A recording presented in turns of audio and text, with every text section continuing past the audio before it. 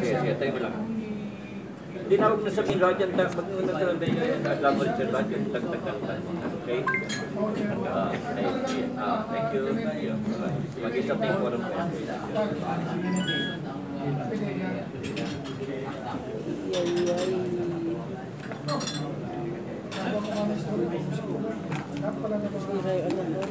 Kuya, long time no see. Kasi ito lang. Kumuha akong bago. Ganun ba last time? Tagal nawala na yung lamig. Hindi lang kita napansin siguro. Pangalan, di ko mabasa. Nakuna mo yung pangalan? Lahat? Siguraduhin mo, ha?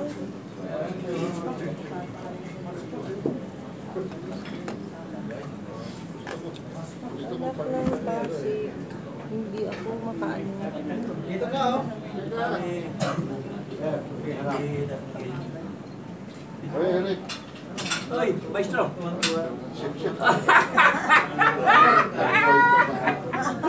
Grabe!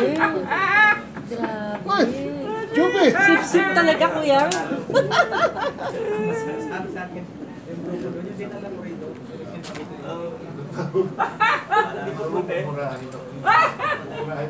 Para makuha natin. Loko talaga si kuya.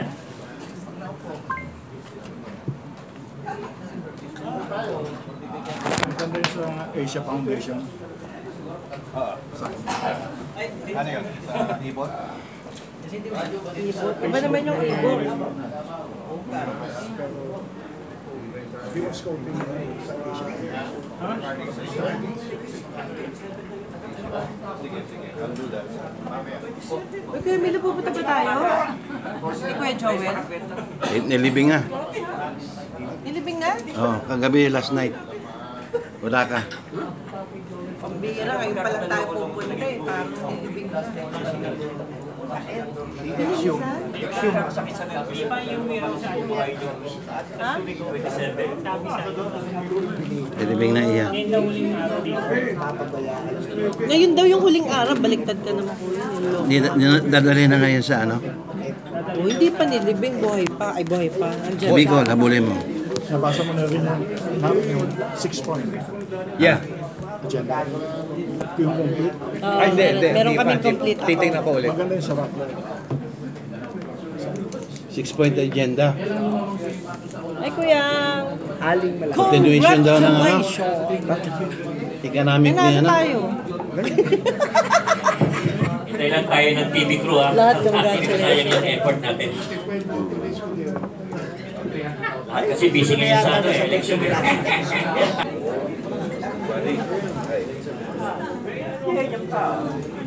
Kaya nagulat siya ng istorya ni si Pigapita. Siya ang istorya. Siya ang sulat. Kita niyo pa. Hindi na, bakit? Sabi sa Pilipino.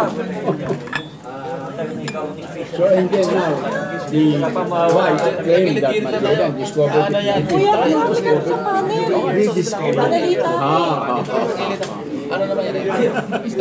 Chinese traders, di ba? Chinese traders. Mas nauna pa yung mga pigmis sa Africa. Yes. Even before the Chinese. Non-migration during the Kaya lang mas big time yung pag-ano ng Chinese traders.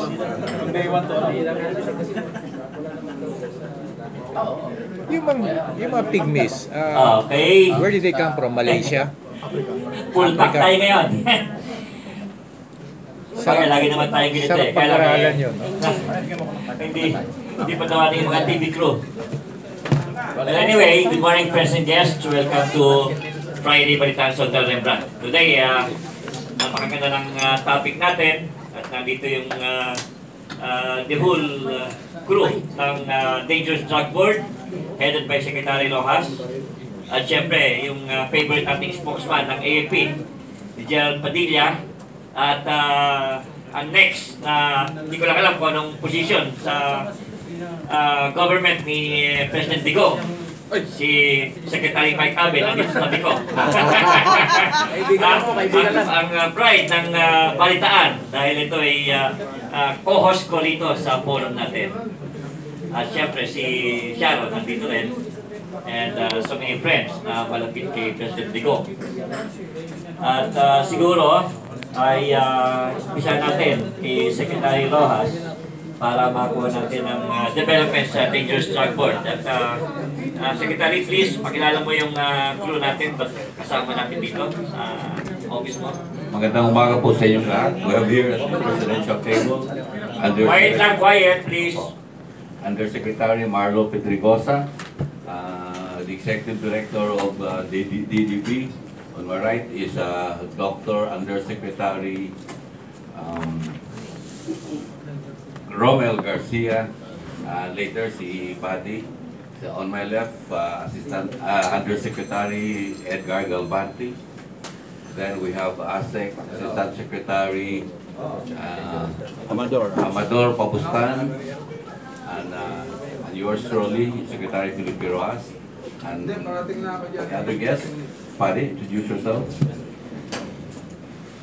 Magandang umaga po sa inyo lahat. I think I'm the misplaced fellow in the panel.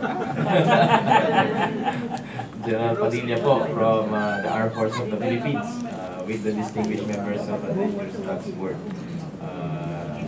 Naimbitahan po kami kahapon at sabi namin, mas maganda po, papaunlakan namin si Dr. San Juan at may pabalita naman po meron po sa Armed Forces. Maraming salamat po sa inyo. Wala na lang. Jel Calvante. Please, yung mic. Maraming salamat, Eric.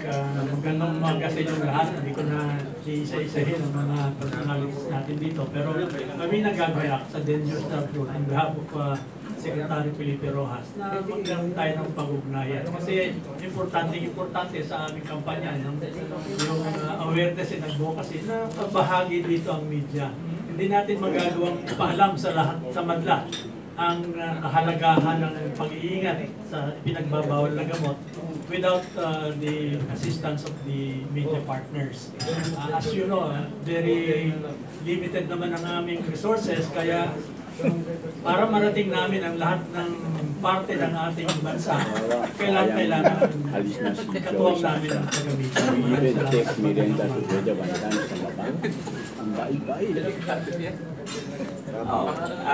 Yung ibang gusto mo salita pa sa crew ni Secretary Rojas.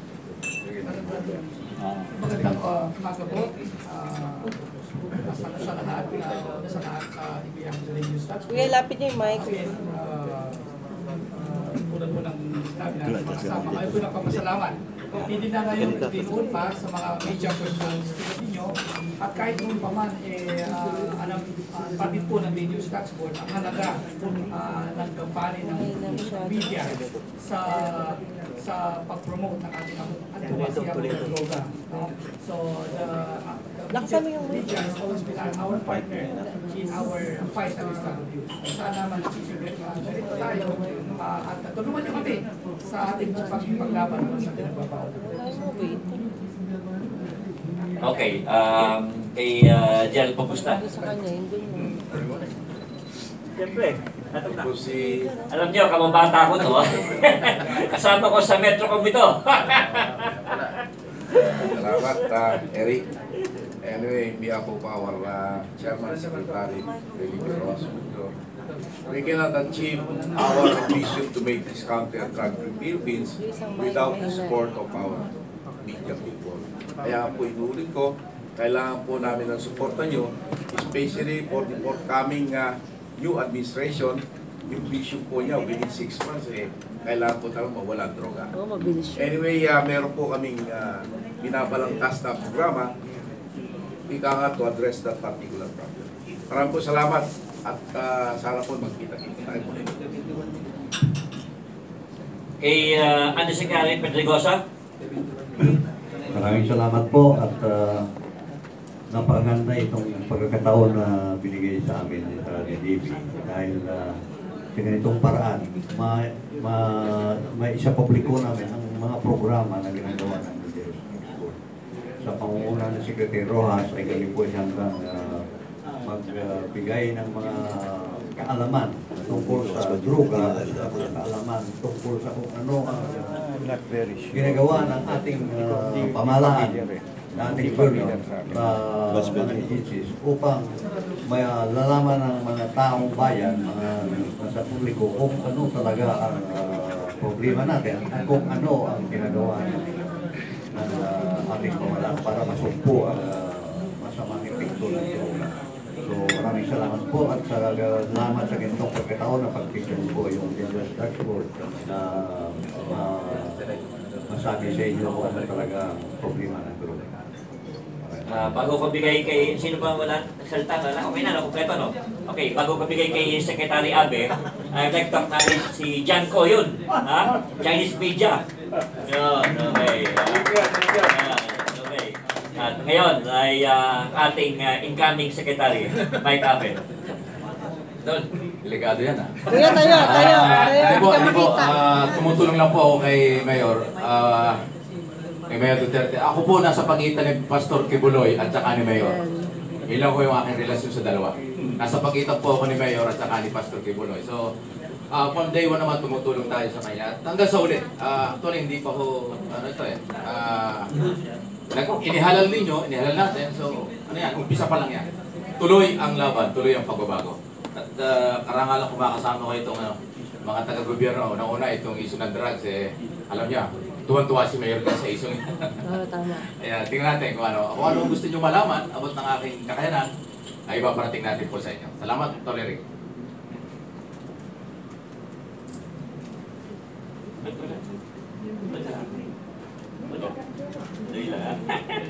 Yeah. Ayun, kaya pala, hindi pala ayun. Thank you, Secretary Abe. Alam nyo, like to inform you, no? Itong forum natin ay napakaswerte. Mga 2-3 nandito ay malamang makasama sa kabinete ng ating presidenteng bago, na Presidente Go. Okay, balikan natin si General Padilla, no? Dahil alam nyo, I would like to thank the AFP and the PNP dahil talagang napakatahimik at napakabilis ng eleksyon na naganap. First time, hindi gusto yun ng bansa natin. At also, I'd like to congratulate the COMELEC, headed by Chairman Bautista. Despite sa ingay nitong si Bongbong na wala namang basihan, yung sinasabi niya. Sila nga umaangal eh. Dahil wala naman angal, dami na nga nag-consider. At hinga natin ng update bago ka magkape. General Padilla. Hinga natin ng update ito si General Padilla sa mga development sa AFP. Ang pinaka-latest po ay na-anunsyo na namin isang kahapon po na nagbaba na kami ng alerto. Ganun din po ang pulis na nagsabi rin po nung halos sabay kami. Nasa blue alert na po ang status ng lahat ng ating mga pwersa sa buong Kapuluan. Pangalawa po, yung nananatiling nasa red alert ay yung mga sa lugar na magdaraos ng special force ngayong Sabado yata kung hindi ako nagkakamali. May specific na areas po ito, 52 kung hindi po ako naalala ko po yung sinabi ng COMELEC. Nakatalaga pa rin po ang takuhan natin dyan, mga miyembro po ng police at saka armed forces. Pero ang karamihan po ng pwersa na nandyan ngayon ay mga miyembro po ng armed forces dahil yan po ay mga traditional hotspots na talagang kada eleksyon na lang hindi mawala-wala yung gulo. Ito po yung lugar ng Western Mindanao, ARMM, Lanao, Maguindanao, pati yung Basilan at saka Hulog. In fact, kung aking maalala po, nung bago magkaroon ng halalan sa may Pata Island, nagkasagupaan pa ang grupo ng dalawang mayoralty candidate na may 50 armed men at saka 80 armed men at nagbarilan ng mahigit 5 oras. So, hindi po kami makapamanggitan sa mga pagkakataong yun, kaya pinabayaan muna natin. So, nung matapos po at nagkaroon ng tigil putukan, minarapat ng COMELEC na hindi ituloy ang halalan doon. At yan po ang isa sa mga lugar na kung saan magaganap ang special force. So, ang punto ko lang po dito, nananatiling committed po ang ating mga pwersa sa Armed Forces at saka sa Philippine National Police. Nagtutulungan po tayo dito bilang mga deputized agencies ng COMELEC. At hindi po kami hihinto sa pagkakaroon ng commitment dito sa electoral process. dahil hindi pa po talaga tapos ang proseso. The electoral process only ends when the winners are all proclaimed. Proclaimed, yes. So the forces on the ground will remain at their ready state, committed to secure especially canvassing areas where the votes are being counted now. So ang kinatutuwa lang po namin dito ay sa aming assessment following nung gabi po ng ng Mayo, nakita po namin na may level of maturity na po ang ating electoral process. Napakaganda pong tingnan dahil pagpatak po ng midnight nang humarap po sa media si Senator Grace po at nag-concede. Personal ko pong sariling assessment sa loob-loobin ko noon, gabing yun, ay pwede na matulog na maayos. Kasi simula na po yun ng calming effect na tinatawag natin. At the maturity level of our candidates is very, very commendable. It was followed shortly the following day by Secretary Rojas. And this is something that we ought to be proud of. Kasi yung mga foreign observers, although nakita nila yung mga kamalian, pero hindi rin nila mapagkakaila na ang Pilipino ay nangingibabaw sa electoral process sa automated elections. Ang dami po nating polling precincts, 92,509 polling areas. And as I pointed out to the media, madalas ho, pina-emphasize natin yung mga kaguluhan, na-highlight ho yung mga negatives. Pero kung bibilangin natin, sabi ko, tingnan nyo in perspective. Dahil lahat ng mga incidents na nangyari, lagi na halos kada eleksyon may nangyayari sa mga lugar niyan. Pero yung insidente ay napababa. Wala pa hong 0.001%. Hindi pa umabot ng 1%. Ang tutuusin. So, yan po ay dapat i-karangal natin.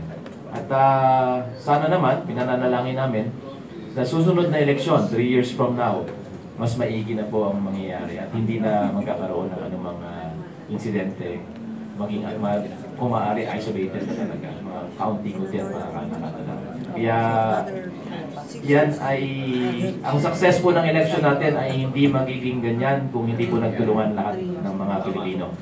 Importante po kayo, mga membro ng media, kasi kayo po ang nag-disseminate ng information, nagpasa po ng aming mga mensahe na walang dapat ikabahala, at yan po ang nagbigay ng confidence sa ating mga botante na pumunta sa mga polling areas. So, sa lahat po ng mga ginagawang ito, tingin po namin talagang buhay ang demokrasya sa atin, ang democratic process, ang electoral process natin ay naging maayos. Dahil sa pagtutulungan ng bawat Pilipino, miyembro ng media, at ng sandatang lakas, ng pulis, at lalo na ng leadership ng COMELEC. So, yun po. At sana yung technological advances na nararamdaman natin ngayon, nagdulot ng katahimikan na to, ay patuloy nating ma-avail para sa mas maayos at matiwasay pang halag at sa susunod ng mga taon. Salamat po. Very nice. At thank you, Gerald Padilla. At may scoop din ako sa iyo. Alam mo ba na naumpisahan sa Indonesia, pinapakawalan ng walang bayad. You will be shocked about this. Yung mga Canadian di napapatayin.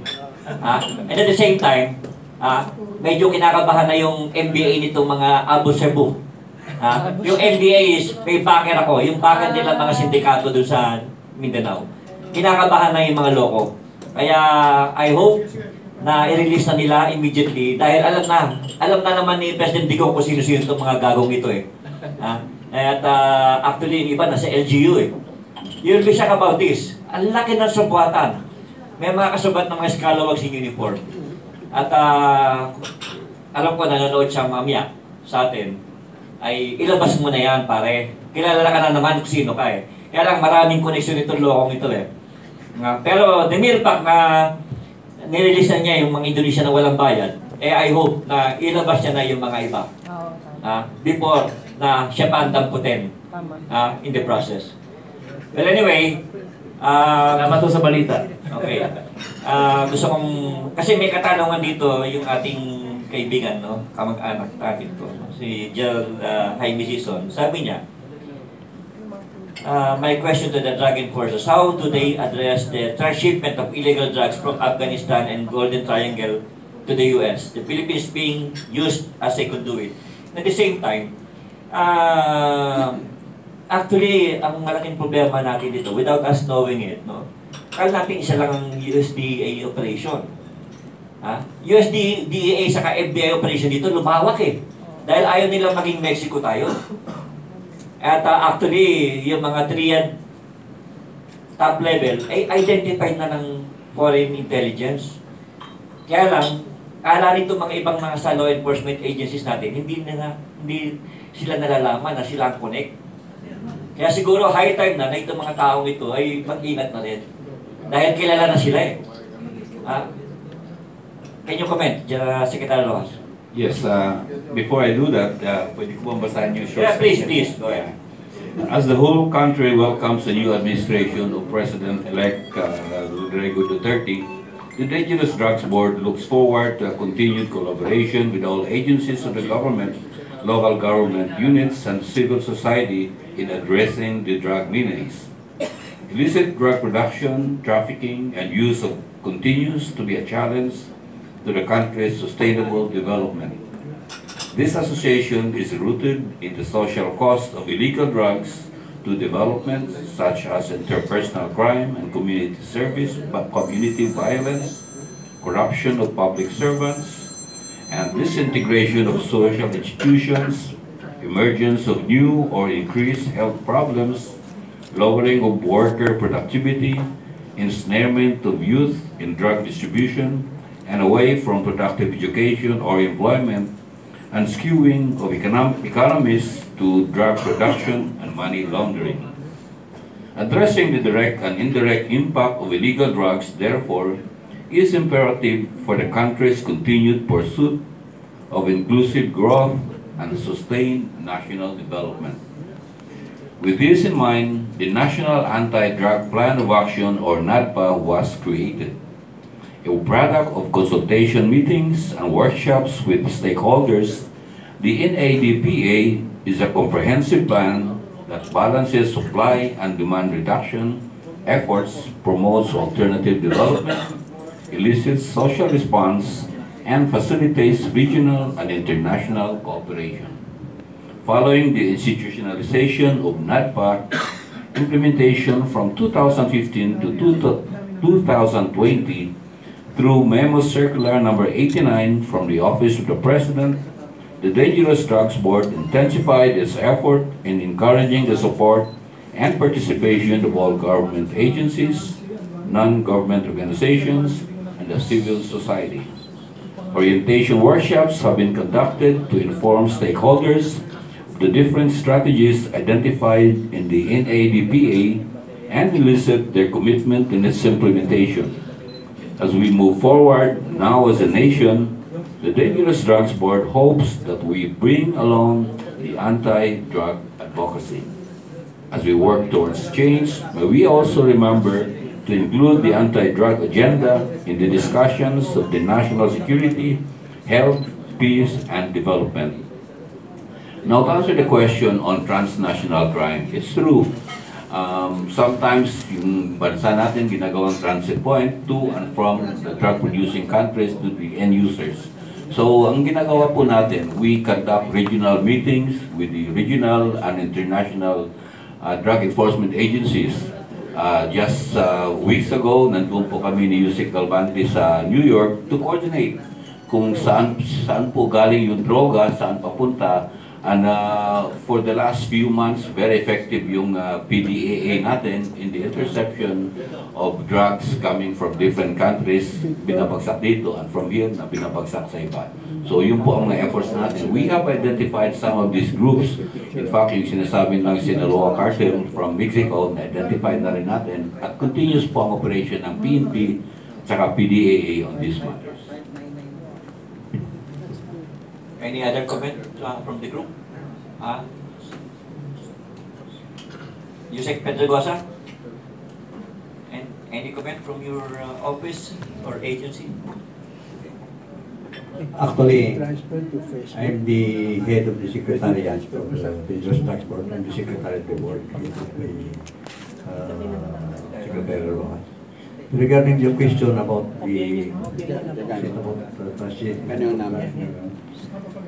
our law enforcement agencies headed by DPD as the main law enforcement arm of the Dangerous Drugs Board has been conducting operations against this. Actually, these people have been identified, and we have been arresting people that are bringing drugs into our country. Our only problem here in our country is that shabu in the marijuana and other drugs. But for those things mentioned as nasipin po yun, like opium or it is not being transported through our country. We have apprehended cocaine. What about cocaine? Cocaine. 2 years ago. Kasi dito, high-end talaga yung mga big time na mga mayayaman na mga anak cocaine ang ginagamit Let me explain. Meron nga isang tumatakbong politiko na hanggang ngayon cocaine user Let me explain that further. About 2 to 3 years ago, there was a shipment of cocaine that was intercepted by our law enforcement unit. In fact, yung transshipment ng cocaine na yun ay nahuli natin. Nahuli natin yung iba dahil binagsak sa dagat at na-recover ng ating mga law enforcement agencies. Marami na tayong na-recover niyan. Pero so far, we have not monitored any cocaine shipment into our country except for that shipment that was intercepted by our law enforcement agencies. Ano mo, Yusek, ang isang hindi natin nakikita rito na-account na ba ninyo yung mga rehabilitation, mga private clinics? Nakaka-shock mga pangalan ng mga nandun anak ng mga malaking tao sa sosyedad. Actually, we have 42 rehabilitation clinics. Ilan ho? 42. 42. Rehabilitation clinic. Yung mga private clinics? Out of that 42, 15 are government and the rest are private. The people that are confined in this as much possible ay hindi natin din-divulge ang kanilang mga pangalan for siyempre other reasons na hindi naman natin balak mapahiya yung pamilya. But we have a listing of people na nandyan sa ating mga rehab agencies. Pwede natin malaman, pero hindi namin pinapapublika yan for confidentiality. At saka pag nagdadala tayo ng tao na i-rehabilitate sa ating rehabilitation agencies ay kailangan ng court order. Dinadaan muna namin sa korte yan dahil nakalagay sa batas natin na kailangan idaan sa korte bago ipasok sa rehab center. So yun ang proseso natin. So kung magtanong mo tungkol sa mga malalaking tao na ay alam ng korte lahat. Dahil saka alam nyo rin. Alam nyo rin, di ba? Imposible hindi nyo alam dahil dumadaan sa inyo yung record ng panyan. Although hindi natin talaga kailangan ilabas dito. Siguro ang pinakamaganda by next time ay si Secretary Rojas ay gumawa na lang siguro ng policy information na pwedeng i-address sa Senate and Congress na parang hindi na kayo nahihirapan na next time na kung sino mga tumatakbong politiko ay hindi lang drug test ang gagamitin dahil drug test pagka parang LTO yan pag naitulog lang na ilang araw yan, naihi na yan, wala na dapat ngayon blood test na dahil ang dami nakakalusot iba nagpapanggap pa ang anti-drugs alam naman sa society na talagang sila hanggang ngayon gumagamit pa rin. So wala nang katotohanan yung katotohanan yung drug test dapat blood test na at this point in time. Salamat po sa tanong. Right now, we're drafting a 6-month program, 6-month plan to implement anti-drug control and prevention. So ito pong programa natin, nakalagay po sa National Anti-Drug Plan, 5 pillars po nandoon. First, supply reduction, demand reduction. Third is civic awareness, alternative activities, alternative economic activities, and regional cooperation. So, may mga efforts din pa. We will be submitting legislations, proposed amendments to the Republic Act 9156. So, kasama na po yun. 65, sir, no? Kasama na po doon yung how to make it easier for patients to be rehabilitated. Kasi right now, kailangan ng drug court order pa, kung anong requirements. Medyo nahirapan yung ang mga tao. So we will recommend for implementation paano ma-fast track yung pag-rehab ng mga addicts. There's also a trend right now na yung mga drug addicts will be treated as victims, not really as criminals. So yun po ang tinitingnan namin ngayon. Then we also want to recommend maybe right now kasi kailangan 72 hours after the confiscation of drugs, kailangan sunugin o i-destroy. So maybe we can pwede na recommend a shorter period siguro na pag na-audit para hindi na ma-recycle ng mga so marami po tayong mga legal recommendations. Yusek Calvante, sir? May dagdag ko lang, lalo na tungkol doon sa eleksyon. Actually, dati, in fact, nasa provision pa ng batas na yung tatakbo, mag-undergo ng drug test. But this was challenged before the Supreme Court. At ang pronouncement ng Supreme Court, unconstitutional yung kung gagawin yon. Kasi lalong-lalo na, halimbawa, tatakbo bilang isang posisyon sa any level of government, hindi raw requirement ng konstitusyon yun.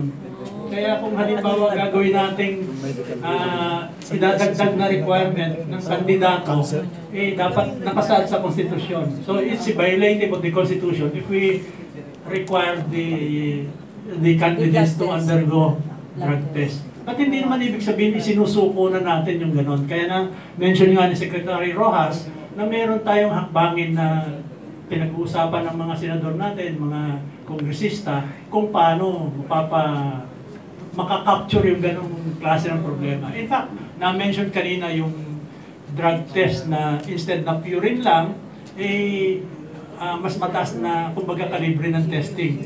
And we're binabago natin na hindi based on urine lang kasi merong saliva na makaka-capture ng mas maraming, kung tawagin, metabolates, no?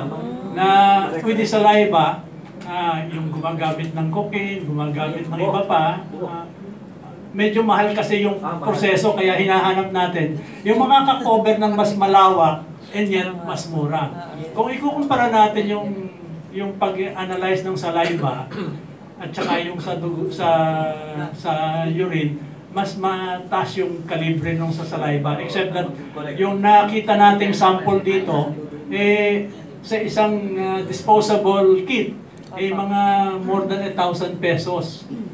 Kaya napaka rin yun. Kailangan kung gagamitin natin yun, adapin natin, paghandaan natin yung gagastahin nating pondo para maka-acquire tayo ng gano'n. Isa pa, halimbawa sa present system natin ng testing, sa batas, dalawang requirement Hindi pwedeng pag nag-screen positive lang, yun na ang basihan. Hindi. Meron pang confirmatory, the process of which will take a little time and a higher amount of Kaya yung saliva, ito, in fact, halimbawa sa Japan, I think sa Korea ginagamit din ito, yun lang, yung kit lang na yun, nagagamit na nila bilang ebidensya para kumpursuhin yung kaso. But anyway, kung tungkol sa ating mga elected candidates, kung ma-recall ninyo, may nahuli ang ating PIDEA na isang kandidato na suspected to have engaged in pushing cocaine. I don't want to mention the name. Lumabas na sa Jarian. Lumabas sa Jarian, pero isang kandidato yan sa Mandaluyong sa mayoralty. And nung mahuli siya sa bypass, yun ang naging posisyon para hindi na siya tumuloy ng kanyang candidacy. And I think nakakulong na yata o something. But anyway, yun ang mga effort. Kaya kung titignan natin yung pagpapasa ng batas, baka medyo mahirap yun kasi sabi nga against the Constitution. Pero hindi ibig sabihin na magagawa niya yun. Kaya importante lang kung halimbawa walang PIDEA rito. Kung meron kayong may confidential information na pwedeng ma-develop, no? Ma-develop. Kasi importante yung pag-develop para makakuha ng ng ebidensya. Hindi yan pwedeng halimbawa suspicion lang pagkatapos ilalathala na natin o i-expose na natin, napakalaking violation kaagad ng human rights yun. Kaya maganda kung may impormasyon ganito, i-develop ito para masino natin kung matutukan natin ito at makapaglabas tayo, makakalap tayo ng ebidensya so that mapurso natin yung kaso. Pero again, gusto ko lang ipaliwanag na parang hindi tayo helpless dito sa nangyayaring ganito, no? At ginagawa yan. Totoo naman na meron tayong record ng mga nagsasubmit for treatment and rehab. In fact, magandang development ito na nagsasubmit na sila. Dati hindi sila nagsasubmit for sa ating mga gumagamit, gusto nating ipahayag sana na marami tayong rehabilitation facility na halos hindi naman napupuno no? Maraming spaces kung talagang gusto na magparehab. Kaya lang siguro kailangan magparating natin sa kanila na tutulungan sila at there is hope in rehabilitation. Thank you. Secretary Abe. May dagdag ko lang. Siguro reminder na lang, para hindi na tayo magkaroon problema sa drug test o something kung ano. Tumigil na sila. Kasi yan ang mission ni Mayor Duterte. Talagang tumigil kayo, stop talaga. Kaya wala yung, alam mo, yung isa na human rights, wala sa kanya kapag-drug sa pinag-uusapan. Sorry, mga kasama ko dito sa panel. Hanggang ngayon, nire-remind ni Mayor, drugs, crimen, corruption, magkakapit-bahay yan. Mawawala lahat yan. Gumaya na lang kayo doon sa isang babae, lumabas isang araw, may drugs siya, 1.5 million. Nag-surrender na, hindi pa nakakaupo si Mayor dahil takot siya. Tumigil na kayo kung sino man involved sa inyo sa drugs. Huwag niyo subukan si Mayor, may paglalagyan talaga kayo lahat. Yan ang gusto niya iparating. After election, na-interview ko sa Davao, nagaling ko lang ng Davao, sabi niya sinabi niya sa akin, Mike, hindi ako nagbibiro. Ipapakita ko kung ano sinabi at anong gusto ng bayan gagawin ko. Kaya warning na lang yan. Tumigil na po kayo, maawa kayo sa inyong pamilya. Maawa kayo sa ating bayan. Hindi kayo palalampasin ni Mayor Duterte. At yung mga general, wala sa military ito. Sabi sa akin, Mike, may mga general sa PNP. Wala akong pakialam dyan. Umalis na sila. May paglalagay sila sa akin. Ano sabi ni Mayor? Pag naupo ako, siya ang maghahawak ng PNP. Siya mismo ang mag-direct ng operation ng PNP. Hindi niya ipagkakatiwala kung kanino. Maliban doon sa Director General na iuupo. Siya mismo ang mag-monitor dyan sa illegal drugs. Kasi tabi na sa kanila, actually ayaw niya ng PDEA. A-abolish na itong PDEA. Wala siyang tiwala sa PDEA. Pulis ang kanyang aatasan na humuli. At kung ano ba nang gagawin ng ginagawa. So, i-remind natin kasi yung mga isong paulit-ulit, ebidensya wala yan, corruption nga yan, pagdating sa korte, pagdating sa law enforcement, hindi ko nila lahat, nababayaran yan Ang gusto ni Mayor, stop. Tigil talaga. Pag hindi kayo tumigil, alam nyo kung saan kayo pupulutin. Yun ho yung matapang na presidente natin, malapit na. Naupo sa poder na kapangyarihan para magkaroon ng pagbabago. Ito yan. Nakita naman yun lang, nasample ko nga kay General Padilla yung ginagawa ng ating AFP. Alam mo yung ilan na, 14 na Indonesian pinakawalan ng walang gastos. At ang nakakatawa, parang nananadya yung deliver doon sa governor ng Sulu. Ayaw ko na elaborate muna yun. Pero lalabas ang katotohanan kung sino ang ulo yung mga sindikatong ito. Alam mo, isa pa gusto ko yung kay General Padilla, dahil lang. Ang pagkakamali kasi natin dito, iskalawag sa uniform. Pagka tinapon sa Mindanao, yung amo nila, naglalagay din ng satellite offices doon. In the process, yung mga amo nila nagiging LGU, mayor, vice mayor, governor, vice governor. So look what happened now sa Mindanao. Ginawang laboratory. So ngayon, alam ni President Digong ito. Kaya alam din ng mismo mga sindikato, yung mga MBA nila, na malapit-lapit na sila. Despite na yung mga dating mga, itong mga tao ito, well connected. May MBA din sa Malacanang, may MBA sa police, may MBA sa judiciary. Mga narco-politics talaga. So, General Padilla, please. Salamat, Dr. Eric. At salamat, Mike, sa sinabi mong yan. Totoo po yun. I am a personal witness to the commitment of the mayor. Aside po ako doon noon at yan po ang talagang maigting. Pero ibang trato niya sa producer, pusher, at ibang trato niya sa biktima na gumagamit. Kaya dun sa mga may anak na, kaya ko lang gusto magsalita dahil dun sa may mga anak na gumagamit, iba ang trato niya at makaasa kayo na ang pag-iisip ni Mayor ay ma-rehabilitate yung gumagamit. Kaya nga po, ikinatutuwa namin yan bilang miyembro ng Armed Forces dahil isa yan sa mga nakikita namin nagiging problema.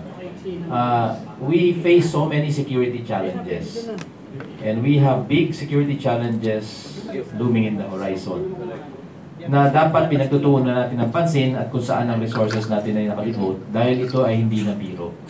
Kung mga hinaharap natin, mas mahirap pong katunggali ang kapwa mo kadugo na Pilipino pag sa usapang internal security.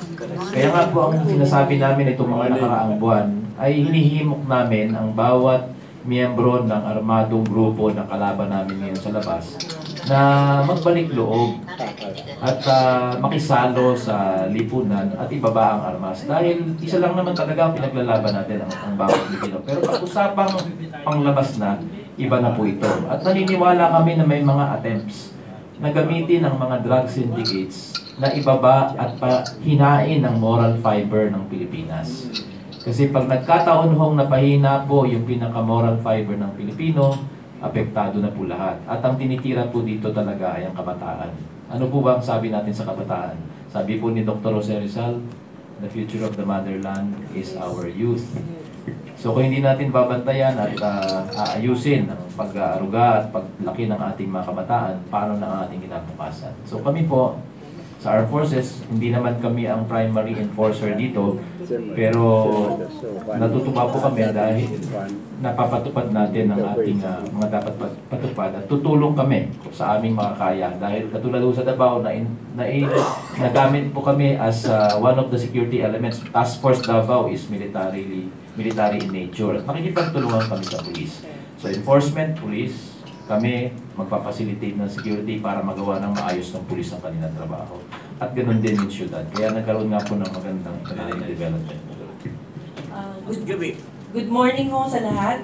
Juvie de Guzman po, DWBL. General, curious lang po ako, no? At yung iba nating mga listener, yung mga friends natin, yung if in case kagaya ngayon si President Digong hindi pa siya nakakapag oath taking.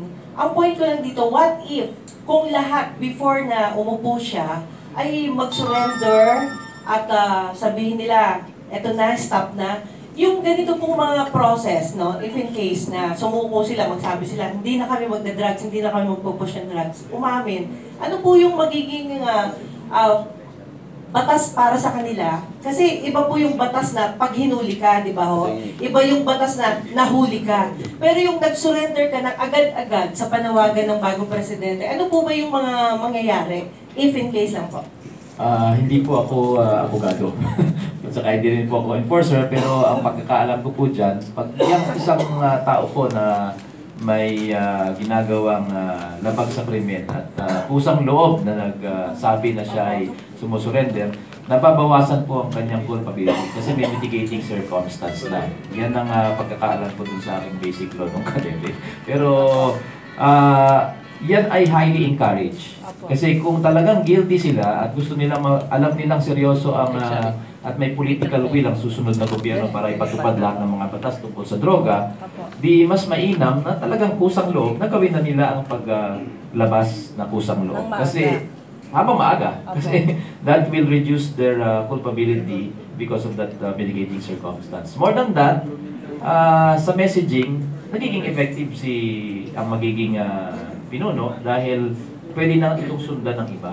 Yes. So yun ang ating magandang pasimulain. At nakakatuwa po dahil although hindi pa po nakakaupo ang susunod na administrasyon, nakikita natin na merong konting kusang loob ng bawat Pilipino. So if the party of our presumptive president has been pushing for change at sabi nila pagbabago, at hindi pa nga po nakakaupo, parang nag-i-initiate na yung pagbabagong yon, mas mainam ho. Kasi pag upo pa, di lalong magiging maayos yung momentum ng pagbabago.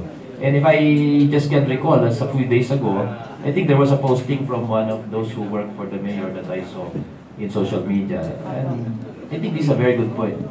Yung change na dadali natin, mas maganda kung magsimula sa loob natin. Kaya wag nating asahan na yung pagbabago ay manggagaling sa labas, na pipilitin tayo magbago, dapat manggaling sa loob. Thank you so much. Mr. Garcia. If I may add, no, kung ang susuko naman ay isang drug user, drug dependent, meron din tayong programa dyan. No? Actually, ongoing yun. Kasi nasa Section 50 ng batas na meron tayong programa, Dangerous Drugs Board, kasama po natin siyempre ang Department of Health. No? Na yung mga umaabuso, lalo na yung mga drug dependent, ay palihab. No? At meron po tayong programa tungkol dyan. Actually, the Dangerous Drugs Board is continuously constructing drug rehabilitation centers in the different regions of our country. Actually, meron tayong pondo dyan at syempre kapartner natin ng Department of Health sa pagpasasagawa, construct, establish, and to monitor the operations of drug rehabilitation centers. Nasa batas, dapat every province, pero syempre logically hindi naman ora mismo magagawa natin yan. Kaya ginagawa po natin yung mga rehiyon na wala, inuuna po natin. At meron naman po ilang rehiyon na wala. No? In the near future, lahat po ng rehiyon na ating bansa magkakaroon ng established drug rehabilitation center. No?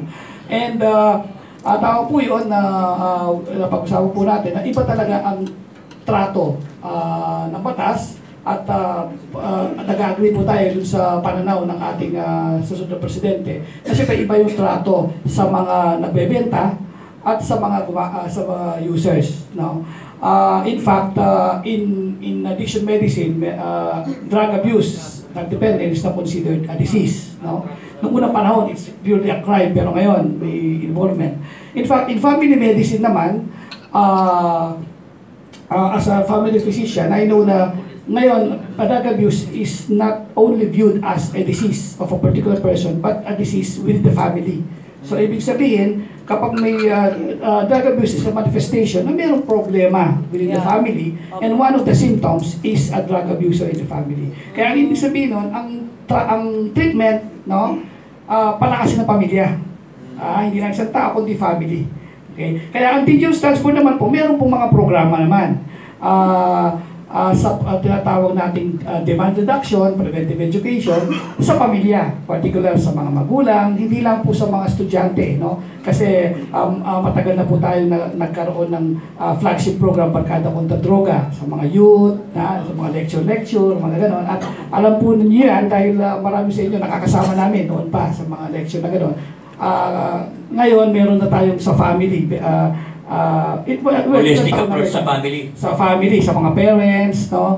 At mayroong mga seminar din sa mga pamilya ng OFWs, mga ganon, no? So to increase our campaign against drugs on the side of drug demand reduction kung tawagin. Thank you very much. Jimmy. Thank you very much. Tapos si Ikit. Wala kay Asik Garcia. Sir, ano ba yung may kita mong sintomas sa isang drug user at yung palala na siya? Paano siya malalaman? Yeah. Actually, una, sa umpisa, no? Kasi ang isang drug user, magsisimula yan sa maging experimental muna yan, tapos occasional user, regular user, hanggang maging drug dependent. Pag hindi pa tumigil yan, yung pang-apat na stage, yung substance-induced psychosis, magkakaroon ng problema sa isip. No? Sapagkat alam naman natin, yung epekto po ng commonly abused drugs sa utak, no? Hindi lang physical. Pero sa simula, magkakaroon ng behavioral changes yan. No? At karamihang behavioral changes na makikita, unang-una, yung abnormal sleeping and eating patterns. Dahil commonly abused drugs, albawa shabu, hindi makatulog, no? So ang palaging nireklamo po ng mga yung pagtagising, ginagawa sa gabi. And changes in eating patterns, no? Kumisa, hindi na sa kumakain ng matagal, mga gano'n, no? At changes in the normal attendance sa school, sa work, changes in the normal performance, and mag-iiba yung ugali. Kung minsan mahihiyain, ngayon walang hiya, ganyan, no? Changes in the attitude. Tapos, of course, physically, kung siya po yan, walang more, generally, weight loss, mga gano'n, no? Sa marijuana, there's a tendency naman na, hindi naman lahat, no? Na tumaba, no? So, mga gano'n.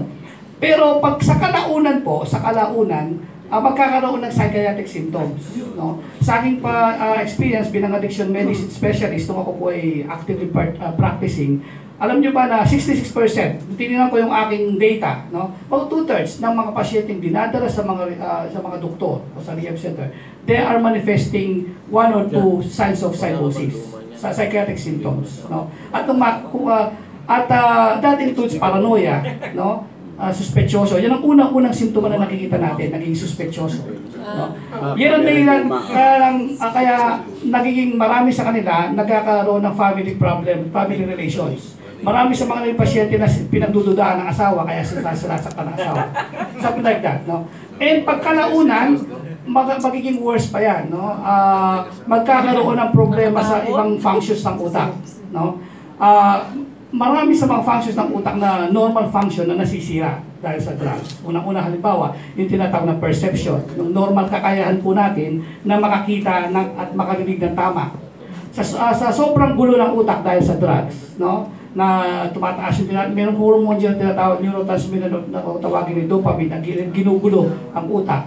So, pag masyadong aktibo yan, even without stimulus, kung minsan darating ang panahon, meron siyang naririnig at bumubulog, may naririnig na boses na siya lang ang nakakarinig, at meron siyang nakikitang hindi niya dapat makita. Hallucination, visual tsaka auditory. At dahil doon, no, nakakagawa ng hindi maganda. Nakikita yung nagsasetang mag-isa. Yung ibang hallucinations, nag-uutos. Yun ang delikado, command hallucination. Kaya yung iba, aakit sa building kasi inuutusan siya nung nagsasalitang si Santo Niño daw. Subliminal, exactly. Thinking, no? Meron ako naging pasyenteng sinaktan niya yung asawa kasi yung bumubulong sa kanya, nakita yung asawa, naligo na naman yan. Tapos may hinihintay yan, mga gano'n. So dahil doon, sinaktan yung asawa. This is true story. There is another story naman. Sinaksak, he stabbed his father kasi daw may bumubulong, ang bumubulong si San Miguel. So, may kalaban tayo. Demonyo yung nakahiga sa sopa, saksakin mo. So, sinaksak yung asa. Mga ganun. Meron ako naging pasyente umakyat sa flagpole, biglang lumunta. Pasag ang ulo. Nung in-interview ko, lagi ko sinasabi ito, bakit ka lumunta? Dok, may bubulong sa akin. Pasag Sabi ang daw ulo, ng hindi interview mo pa, sir? ang hospital, nabuhay. Buti na lang, nawag na hindi. Hindi. So after a while, I interviewed post-operative. Sabi niya, bakit ka lumunta? Kasi daw may bubulong sa akin. Sabi ng Superman, ikaw. Sabi ng boses, ikaw si Superman. Pwede ka lumunta. One of the major function is orientation. No? Kakayahan na makakilala. Kaya karamihan sa kanila hindi makakilala, no? Yan ang dahilan kung bakit karamihan minsan lumalaban sa magulang. Minsan meron ako, when I was in UST, psychiatric ward, hindi po ako pasyente doon, doktor pa ako. Minsan may naging pasyente kami. Sabi ko, Tay, mukhang okay ka na, ito po yung gamot, pwede ka nang umuwi. Tumayo siya, sabi, salamat po, Dr. Jose Rizal. Kung minsan, epektado. Nagkaka-delusyon, no? Minsan mayroon akong pasyente, sabi niya, Dok, ba't ganito pakiramdam ko? Ano ba pakiramdam mo? Dok, ba't pakiramdam ko parang aso ako? Kailan pa yan? Kailan mo pa naramdaman na parang aso ka? Sabi niya, Dok, matagal na po, mula po na ako'y tuta pa lamang. Ano ba yun? There is one patient nasa rehab. Sa rehab po, nakatira din sila doon, 6 months. No? Meron isang pasyente nakahiga, nakatihaya. Kanta po siya ng kanta. Magandang boses. No? Nakatihaya, supine. Maya-maya, he went pro, dumapa. Kanta pa rin siya ng kanta. So sabi ko, siya pinahirapan eh. Bakit ka pa dumapa, kakanta ka rin lang? Sabi niya, Doc, side B na po. Tama yung kay Doc eh. Marami pang epekto. Yan po ang makikitang simptoma kapag isang tao nalululong sa droga. Bago kami kikikit, no? Tama si Doc eh. Alam mo yung sample ko lang sa inyo, yung ISIS, no? Abu Sayyaf. Alam mo ginagawa ng MBA nung Abu Sayyaf? Dinodrogan mo sila, kaya ngayon Abu Shabu na sila ngayon. Abu Shabu na. Okay? Ngayon, balikan natin si Kit, si Edwin ng DWIC, si Man, si Neil, tapos pupunta kay Jan Galvante. Alam nyo, Dr. Garcia. Galing ni Dr. Garcia. Enjoy kami sa'yo. May sense of humor. Yung kinukwento ninyo kung nailalagay niya sa mga Kapatid, microphone. Oy! Yun ang number one sa tingin ko na deterrent sa drug abuse. Anyway, tanong ko kay General Padilla. Kayo po ba nabanggit yung ISIS at saka Abu Sayyaf? Sa armed forces po ba ay aware na yung mga ginagawang kidnappings, pati killings ng non-Muslim is a religious duty to a Muslim? At tapusin ko lang yung tanong ko, at dito naman kay Secretary Rojas, 10 years ago, alam na po natin, na merong listahan ng mga quote-unquote untouchable na mga drug lords at protector. 10 years ago. Hanggang ngayon po, wala akong nauliligan man lang na may dinampot o sinampahan ng kaso. So, ang tanong, asan na yung listahan na yun? Kaya, Yusek Pedrogosa, kung yung mga na ipasok sa rehabilitation kailangan ng court order at may court order, that's a matter of public records. So palagay ko pwede natin ilabas at maganda rin deterrent yan sa mga mga drug abuse pa o mga gusto pa maging gumamit ng droga. Yan po tatlong katanungan to. Salamat sa pakikinig mo. Sige. Tama ba, Neil? Neil, ano? Kit, sorry. Yes, alam namin, batid namin na pumapasok sa ideological or religious beliefs nila ito. Pero sa tagal na ng panahon at na dumaan, kasi alam nyo, itong pangingit na pangpupugot, historically, common yan sa lugar na yan eh. At napatid ko nga po sa isang historian at kilalang isang lawyer. Kinikwento niya, based on the historical narrative of the Sulu Archipelago, isa yan sa mga rason kaya naibigay sa dato ng Hulo yung Sabah. Nung ibinigay ng dato ng Brunei, Darussalam yung Sabah sa dato ng Hulo, dahil ito ay concession, dahil uso yung pangingit na pamumugot noong araw. Matagal na to, historically. So, hindi ko pa nakikita yung batay. Pero sabi niya, anthropologically, nandyan yan. Kaya, hindi natin matanggal-tanggal kaagad. Pero ngayon, nakikita namin, maski batid namin ito, hindi na ito ideological or religious. Ang primary motivation dito ay pera na. Pera ang primary motivation. At ang pagiging paglabas nila na nagpapahiwatig na sila ISIS o Jemaah Islamiyah, sideline na lang ho yun.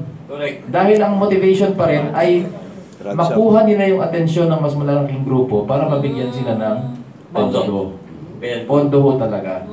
So, yan ho ang nakikita naming ugat. Kaya, lagi naming hinihimok na ang ating approach sa mga problemang ito ay hindi lamang dapat military solution or police solution. Ito ay isang nangangailangan ng holistic approach na lahat ng tulong ng lahat ng agencies, they must act together, lahat ng lipunan magtulong-tulong. At ang pinakamalaking tulong ay manggagaling mismo sa mga tao doon, yung led by the LGU. Yung LGU. Yung LGU talaga importante dyan. Down to the barangay, munisipyo. Pero kung yung mismong mga may magandang loob na gusto mag-volunteer, ay hindi makapag-volunteer na natatakot na sila, hindi talaga magkakaroon ng magandang environment. Kaya lahat kami sinusubukan na namin ang lahat ng solusyon. At isang magandang programa dyan na ma-share ko lang sa inyo, no? Kasi sinisimulan din namin ang paghubog sa isip ng mga kabataan. Meron po kaming programa dyan na nilunsad ng aming mga Marines na tinatawag Football for Peace. Ang ginagawa po ng ating mga sundalo at mga Marines ay hinihimok at iniimbita nila yung mga bata sa mga barangay na matuto ng sports. At ang sports na ginagamit namin ay yung football. Meron po tayong isang sundalo dyan na nagsimula noon. So, bibigyan ng bola, magsisipa-sipa dyan hanggang maingganyo. Tapos tuturuan sila ng sundalo. Tapos hanggang maka-form sila ng team. Tapos pagkadatak ng punto ng taon na yon, siguro summer, at wala ng pasok, iniimbita po namin yon, sasakay namin sa aeroplano ng Armed Forces at ipapa-adapt namin sa mga pamilya na military sa mga campus sa Maynila. Ang mga batang po ito, pag nakarating na Maynila, gulat na gulat. Hindi pa ho nila nakita na may development. Ang ini-infuse lang namin, sabi namin, there are many families that are growing up in an environment like this. Pero kayo, hindi nyo po nakita. Ngayon, nakikita nila, nagkakaroon sila ng hopes and dreams, nabubuhay yung kanilang nanasa na, putya, paglaki ko dito o titira. So, hindi kasi nawawala sa isip nila yun eh. Kasi ang nagiging recruitment base ng mga armadong grupo doon, itong mga bata. At yun lang ang nakakamiss na nila na reality sa ground. Pero ngayon, na nakita nila, may development sa isang lugar, nakikita nila, magara ang suot ng mga bata, maayos ang kalakaran dito sa lugar na to, nag-aasam ngayon sila na maging gano'n at magkaroon ng peace sa lugar nila. Kaya yung Football for Peace na yun, maliit na bagay, pero malaki ang nagiging effect. Pero long term yan. Dahil pinaplant namin sa isip ng mga kabataan na may pag-asa at meron silang pwedeng gawing dreams na pwedeng lang ma-fulfill. So yun lang ba? Yun ang magandang nangyayari doon paunti-unti. Edwin. Okay. Meron pa ba? Sige. Yeah. On the question of, sir, on the question with drug personalities, I'm not aware yung sinasabi ng kaibigan natin na 10 years ago may listahan na gano'n. But each drug enforcement agency, may mga listahan tayo. These are target list. Target list, yung mga drug personalities na may pending cases, they could be arrested anytime. Now, yung watch list naman, ito yung mga may reports na involvement in illegal drugs, pero wala pang ebidensya. So ito yung subject to surveillance, casing ng mga drug enforcement agencies natin. So if you notice, yung mga recoveries ng kilo-kilos ng shabu, yung mga bypass operations, clandestine laboratories, is a product of surveillance, casing. So yun po ginagawa ng mga agencies natin before they conduct the arrest para foolproof po yung kaso. Pagpahal sa korte, hindi na makalabas yung mga drug pushers. So, ganun po, ganun ka-paanan ko. Okay, let me respond to your questions regarding the divulging of names. Actually, in our law, 9165, there is such thing as confidentiality rule. We cannot just divulge the names and records of people who were subjected to rehabilitation because of confidentiality rule. It is a violation of the law in that it might be prison from 6 months to 1 year to 6 years. So talagang meron tayong batas niyan na hindi natin pwedeng i-divulge yung mga pangalan ng yan. For the other questions regarding dun sa mga government people at saka mga bigwigs na involved sa drugs, marami nang nahuhuli ang PDS niyan. Meron silang listahan niyan. Marami na silang nahuli. In fact, may mga reports sila, may mga barangay captains, may mga mayor, I believe, mayroong law enforcement agency, mayroong mga pulis na nahuli ang PDEA na pinailan natin ang kaso. So yun ang question kung yun ang mayroong records sa PDEA. Thank you. Edwin. Opo, speaking of records at na mga gusto ko i-address kay Secretary Pohas yung questions ko being the chairman ng PDP. I'm from Valenzuela. Alam po naman natin ang Valenzuela for so many times ay nandoon yung pabrika eh. Mga Chinese. So, I'm just wondering yung kung paano natin i-approach yung ganitong problema. Alam natin lahat, kahit doon sa amin, sa barangay, alam na dyan, may Chinese dyan. Pero I'm just wondering kung bakit nangyayari yun. Hindi ba, meron po ba tayong campaign ngayon, local approach o barangay approach, para at least yung mismong mga barangay chairman on that vicinity, sa isang syudad o sa isang bayan, maituro at magkaroon ng access sa inyo na maisumbong. Pero wala ho ba kayong police power to arrest, para sugurin o sugpuin yung particular na, halimbawa, pabrika? Doon sa Valenzuela, nakakalungkot, number 1 pa yung aming senator ngayon doon. Salamat po.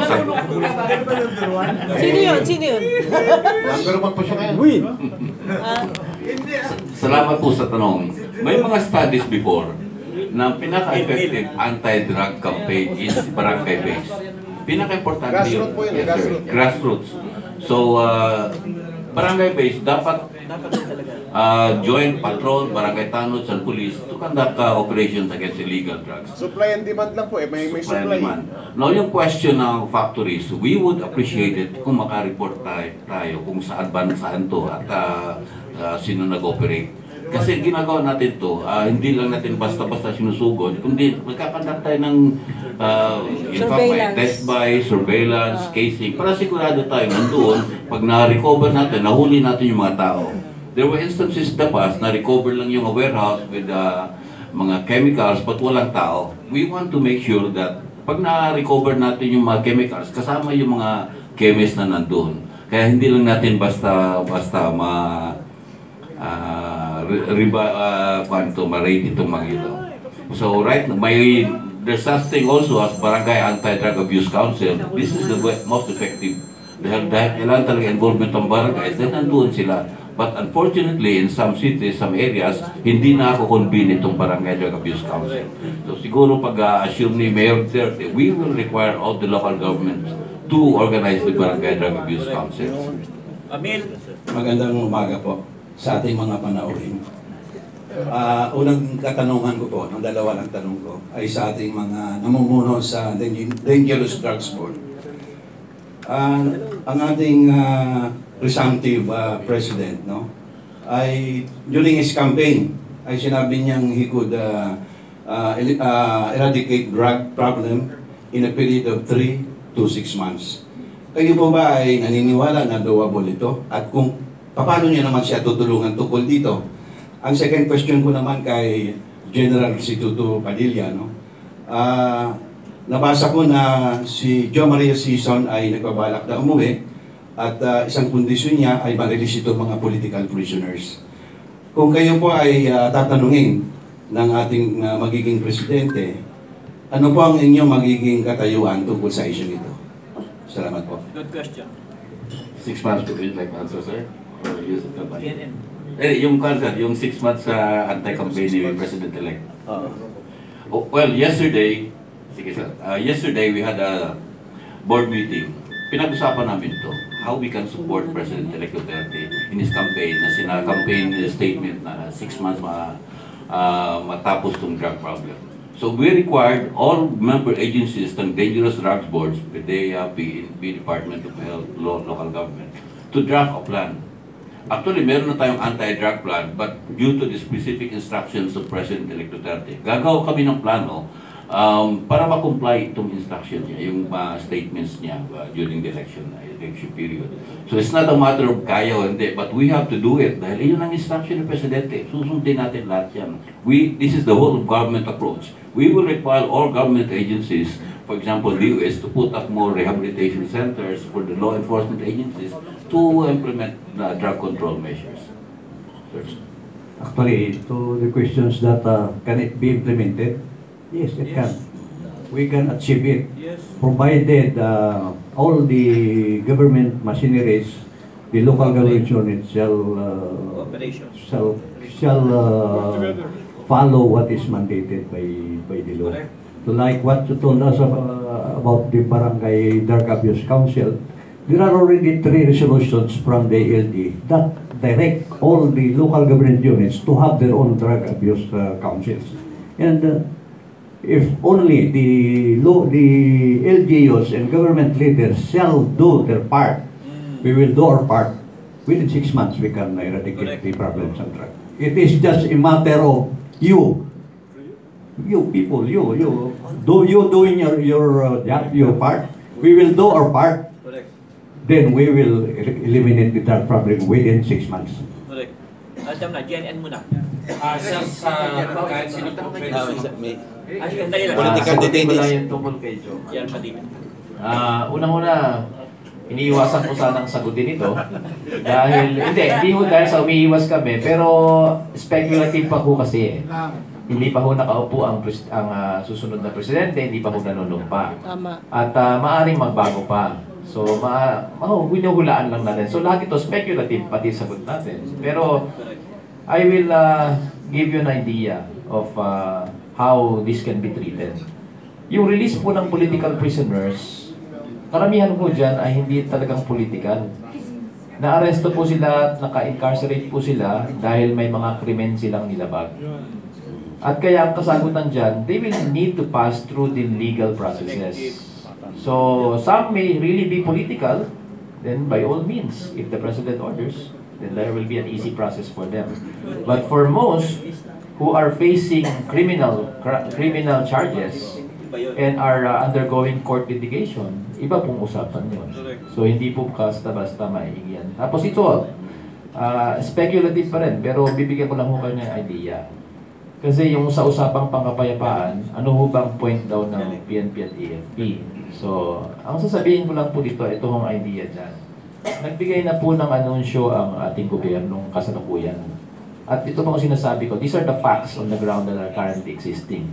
There were peace talks that were initiated by this administration. But the other party in the peace talks left the negotiating table. That is a fact. But what they are saying is that the negotiating table was closed. No, it's not true. They left the negotiating table because their demands were too impossible to give. And like children who were going through tantrums, they left. We can't do anything about that. But the fact also remains that the negotiating table is still open. It's still open. So we're waiting, the government right now, which is still the government, is still waiting for them to come back. And they have not. So yun po ang facts on the ground. Now, ito po ang aming punto dito. Sa armed forces po at saka sa police, ang sabi po namin na sinusulong namin is peace negotiation by all means. Kami po ang unang nagsusulong niyan na mag-usap tayo ng kapayapaan kasi hindi naman tayo magkakaaway talaga. Ang pinaglalaban natin, interes ng mamayang Pilipino. Mahal natin ang ating bansa. Walang duda dyan. Kaya wag tayo magpatayan. Kasi kawawa naman ating bansa, nawawala ng mga taong dapat magtatanggol para sa kanya. Isa lang nga dapat pagtuunan nating pansin. Alam nyo na yun. So yun po, nagkakaroon ng common ground doon. So pagbalik po na usapan, ito po ang sinasabi namin. Peace talks based on principles. And the principles is this. When you come to the negotiating table, you must show your sincerity. And your sincerity must bring with it that you demand no impossible demands. Very good. Yun po. So, pagka ganun po ang usapan na malinis po, mas maganda magiging usapan. So, yun lang po ang ano. Pero sa katulad sabi ko, speculative pa po. Hindi pa. At ipupush na natin lahat yan at susuportahan natin to kasi bayan naman natin po ang ating tinutugan. Dali lang, Atol. Isa lang. Relax lang tayo. Hindi naman pwedeng mag-uusap pa lang, may demand ka agad. Actually, ang usapan dyan, at least meron ng access, meron ng pagkakataong mag-usap ulit. Hindi naman yung si Joma makipag-usap, ito agad ang gusto nila, hindi naman ganun. Ang maganda rito, matutuloy na ulit. Yung 3 years ago na-stop yan, di ba, General? So, yun yung tamang paraan na may communication at mag-uumpisa ulit ng pag-uusap. Yung demand, hindi pa natin alam kung ano yan. At hindi naman ganun kadaling ibigay yung demand, tama ang sinabi ni General. So, ang advantage lang nito, talagang yung usapan ng Duterte at Joma ay malalim. Ibig sabihin, nakakaintindihan sila. Kung parang lalaki sa lalaking usapan, hindi yung gulangan. I'm sorry doon sa mga unang kausapan, naggugulangan sila eh. Kay Duterte, usapang lalaki. Ito ang gusto ko, yan ang gusto mo, mag-usap tayo.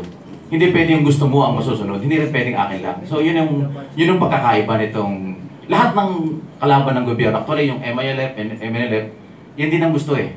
Dahil Duterte na ang laki ng pag-asa ng totoong katahimikan. Yan lang po. Ganda. Ito ho, lalagyan ko rin ko sa perspective. Kasi lagi po kami tinatanong at yung merong isang vice presidential na naglabas na nagkaroon ng mga communist bogey, tinatakot tayo na ito'y malapit si mayor sa ganito, ganyan. Lagi ko kung sinasabi, non-issue sa amin yan, di kami natatakot. Maski anong sabihin nyo, hindi namin papaniwalaan kasi hindi kami natatakot. Because when the next president takes his oath, he will put his hand on a Bible and he will swear to defend, ano po? He will swear to defend the Constitution of the Republic of the Philippines, which created your armed forces, the armed forces of the Filipino people. And we are confident. Sabi na, maski sino maupo, kilala namin sila. Hindi kami natatakot. Why are you overanalyzing things? Sabi namin, huwag kayong mag-create ng ganyang klaseng scenarios because these are not true. You can hold the commander-in-chief who will come next accountable because nanumpa siya. Inilagay niya ang kamay niya sa Biblia at nanumpa siya na ipagtanggol po ang saligang batas na siyang sinumpaang tungkulin ng bawat taong naka-uniforme. Kaya handa po kaming magbuwis ng buhay. Kaya itong nakaraang eleksyon, nalulungkot man kami na wala kami ng isang sundalo dahil sa pagtatanggol ng pagdala ng BCM sa mga tamang lugar. So, yan po ay proven na po yan. Hindi rin kami nagrereklamo kung namamatayan dahil bahagi po ng ating tungkulin. Buhay ka, General Padilla. Hindi lang mabuhay. AFP chip. Okay, partner. Magandang umaga. Babalik ko lang po doon sa drugs kasi sinabi naman ng presidente natin na si Digong na nilinisin niya yung drugs, user, addict, tsaka yung mga gumagamit. Paano yung supplier na in uniform? Kasi po meron akong kwento sa inyo na hindi alam nung kapitbahay kong pusher na taga-media ko. Ganyan ang layo. May nag-approach sa kanyang 2 pulis.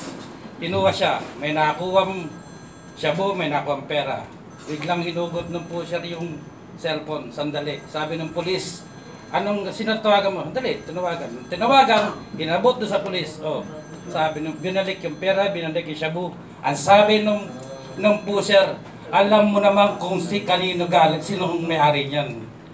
Yun po ang sinasabi namin. Sa loob ng 30 years, ganito kami nahihirapan sa na nakikita yung nagiging ng epekto ng shabu. Ito lang po yung presidente na nagsabi na umaasa kami na malilinis yan. Tanong namin, paano nyo po susugan yung gusto ng presidente natin na totally malinis na yan at mawala yung ibang mga uniform na kasangkot sa ganitong. Imbis na malinis, sila pa yung nagsusupply. Sino na po ang gusto sumagot? Siguro hindi nyo rin alam, ako'y galing din sa pulis. At yung mga report na yan, napakatagal na. Ang problema. In fact, sa parang ganitong sesyon, sinasabi nila,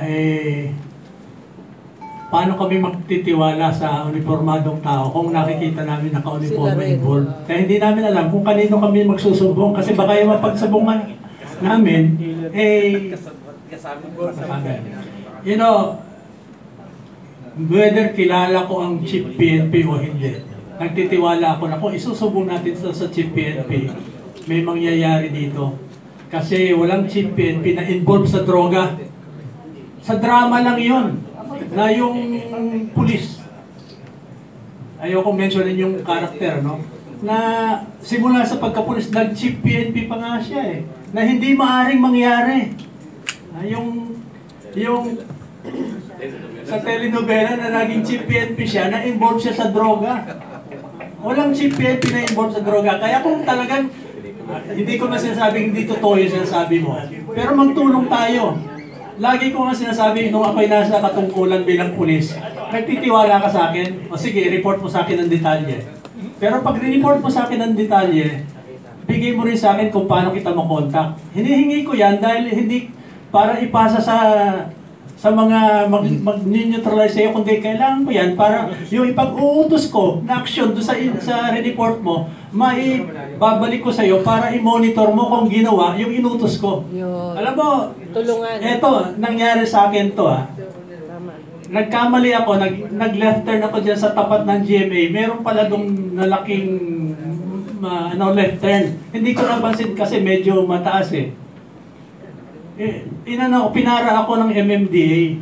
Tapos sinabi ko na dati naman, hindi naman bawal dito. But anyway, tinanong ako, saan ba kayo nagtatrabaho? Sabi ko sa Dangerous Drugs Board, ay tama-tama, mabuti, nahuli ko kayo. Kasi ganito kasi nangyari, doon sa kapitbahay namin, ganyan. So, sabi ko, nagtitiwala ka ba na ipagbigay alam mo sa akin, pangalan, saan, at magano tayo, nagpalitan kami ng cellphone. Kahit pa paano, nangyari yon, nag-report siya sa akin, Sir, maganda ang kinahinatnan yung matagal nang hindi nahuhuli kasi may connect sa local politics, nahuli na rin. Kaya ang point lang nito, kung may impormasyon kayo ganyan, ibigay nyo doon sa pinagkakatiwalaan nyo. siguro kung nagtitiwala kayo sa amin, ibigay niyo sa amin, at ipapasa namin doon sa dapat mag-aksyon. Huwag kayong mabahala na pag pinasa namin yung impormasyon, ipapasa rin namin ang pangalan nyo. No. Kung hinihingi namin ang pangalan nyo, dahil gusto namin, i-report sa inyo kung anong ginawa namin na aksyon doon sa isinumbong nyo. Very good. Para naman kayo, na nandun sa paligid, kayo rin na magre-report kung ginawa yung pinag-utos namin. Parang ganon. Hindi lang maganda rito, hindi naman sa hindi maganda, kundi ang Dangerous Drugs Board, walang police authority. Policy making. But merong ang law enforcement arm ng Dangerous Drugs Board is PIDEA. So, hindi kami ang actual mag-action, kundi ibibigay namin sa PIDEA. Of course, with the requirement na yan naman, i-report nyo sa amin kung anong ginawa nyo sa informasyon. At yun yung nangyayari ngayon. At nakita natin, yung nakipagtulungan, may nangyayari sa report nila. Ito yung sa Taguig-Pateros area ito eh. Tapos ito, yung minention ko nga during the board meeting, yung isinumbong na isang ordinaryong mamamayan doon sa Don Bosco area sa Mandaluyong, na right beside the campus. Yung barangay, hindi ko lang matandaan yung pangalan eh. Yung street pushing, na-actionan. Kahit pa paano na-actionan. Ang sinasabi ko lang, hindi ko in-actionan nyo ngayon, titigil na kayo, kundi i-monitor nyo na hindi na uli magbalik.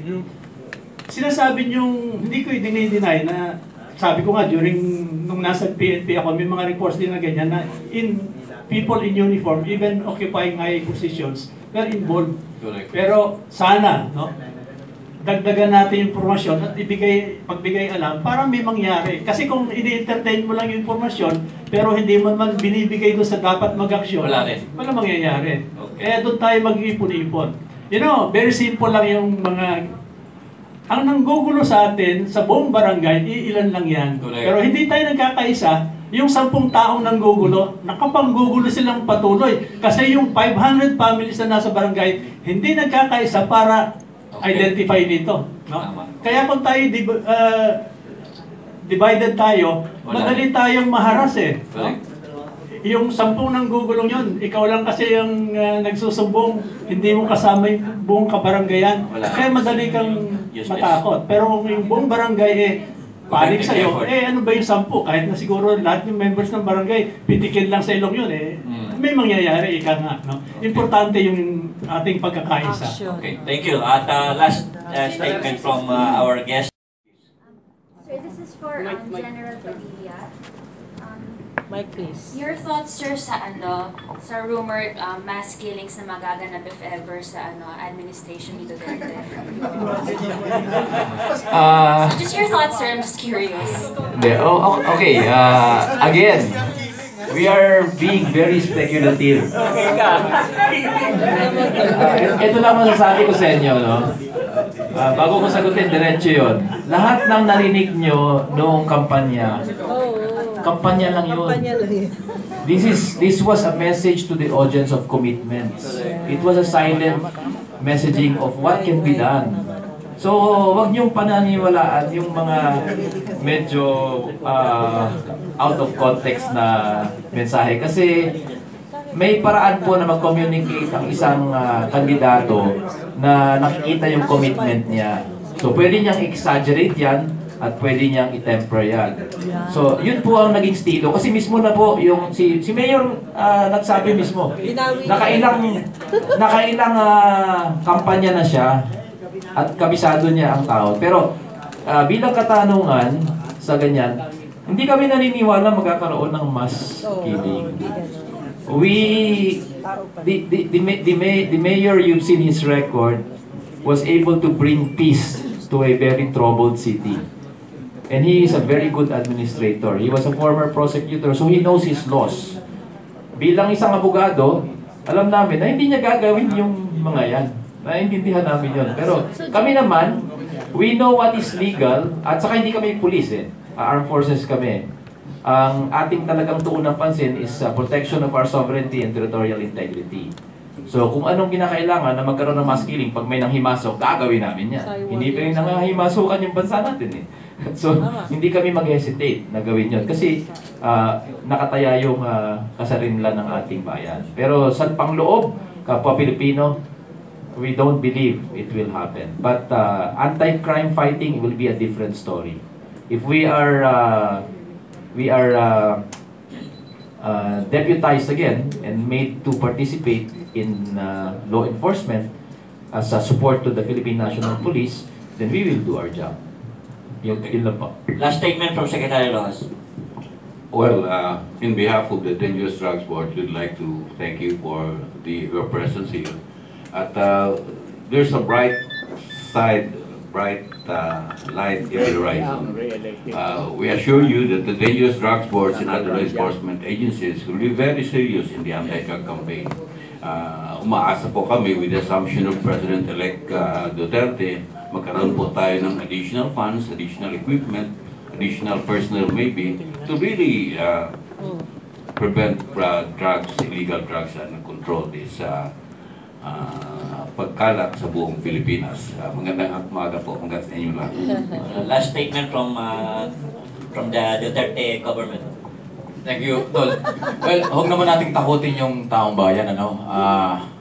Ano man ang mangyari, lahat naman tayo Pilipino. Pangit kasi yung sa ating manggagaling, sa ating sarili na mayroong ganong katinding gagawin. May batas tayo, may due process yan. Ang sinasabi naman ni Mayor noong campaign, pag illegal drugs, trabaho ng pulis at law enforcement habulin yan. In case na lumaban, trabaho rin ng pulis na ipagtanggol yung sarili. Pero hindi ibig sabihin nagpunta ron, operation, ipatayan kagad, no? Huwag tayong paggamit doon sa ganun. Gawa-gawa niya ng mga kalaban sa politika, tapos na ang politika. Kailangan tulungan natin ang gobyerno para tayo ay magtagumpay lahat. At ang isa kong pangako namin sa inyo, ang Duterte administration magiging ma-aksyon. Kulang sa salita. Alam mo bakit? Hindi mahilig si Mayor ng press conference. Hindi mahilig ng kwento. Action talaga. Pero naaayon sa batas yan. Hindi ko pwedeng ito. Kaya relax lang tayo. Pagbabago gusto natin, tulungan natin siya. Huwag natin sirain. Huwag niyo sirain. Mga Pilipino tayo kahit anong mangyari. Tagumpay ni Mayor Duterte and coming President, tagumpay ng 100 million Pilipino. Maraming po salamat. Very nice. Itong mga guests natin were educated by our friends here. At magagaling. At I myself, I learned from you people. No? Ang importante lang ngayon, really have to get our act together. Plus, very clear na ang problema, hindi sa mga law enforcement, hindi sa military or anything.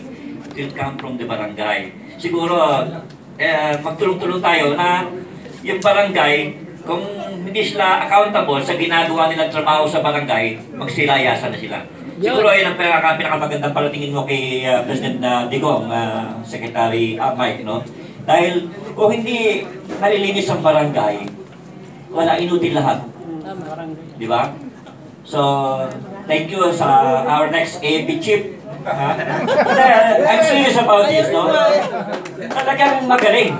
Dreaming. At magaling din yung ating Secretary Rojas. At I hope na magtuloy-tuloy ang inyong trabaho dyan sa DDB. At talagang merong mangyari sa bansa natin at hindi puro lip service ang ginagawa ng mga... Kaya nga nanalo si President Digong sawan-sawa na sa mga matuwid-tuwid na sa bulsa Yan ang nangyari Look what happened. Kahit na anong propaganda ang ginawa ni Mark, ay talagang walang maniwala. So, thank you so much. At General Padilla. Ang ano lang natin, political will. Yun lang ang keyword dito. Political will. Yan ang very nice. Kaya kita mo, talagang AP chip. Thank you so much and thank you sa aking mga media friends. See you next week. Galing.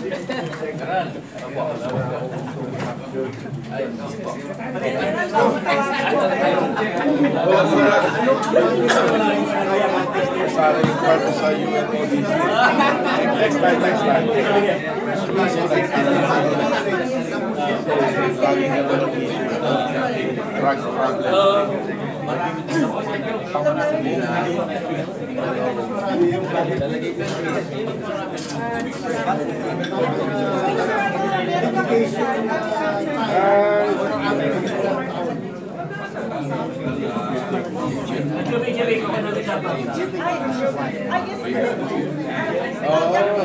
Dali lang sa Spratly Island para may tao doon.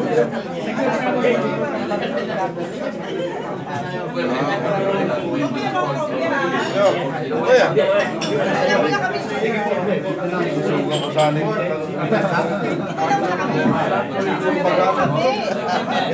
Para maghapon. Saan ba?